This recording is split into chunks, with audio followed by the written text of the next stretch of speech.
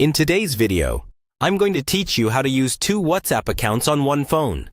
By the end, you'll know the cleanest ways to run a personal and a work number side by side without mixing messages or missing notifications.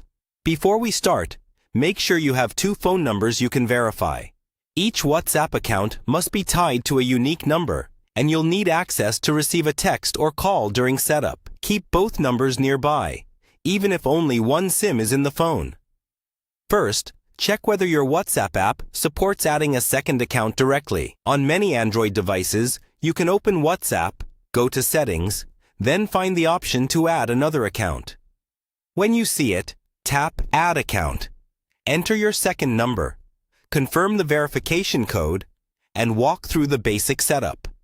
You'll then be able to switch accounts inside WhatsApp with separate privacy, chat wallpapers, notifications, and media settings, so each account feels distinct. This is the most seamless option because it keeps everything in one app while clearly separating your profiles. If you don't see that option, use your phone's built-in app cloning feature. On Android, this is often called Dual Apps, App Clone, or Parallel Apps, and it lives in your device settings. Enable it for WhatsApp to create a duplicate icon. Open the cloned WhatsApp, register with your second number, verify, and you're set. The original app handles one number, the clone handles the other, and you can customize notifications in each so you can tell which account is buzzing at a glance.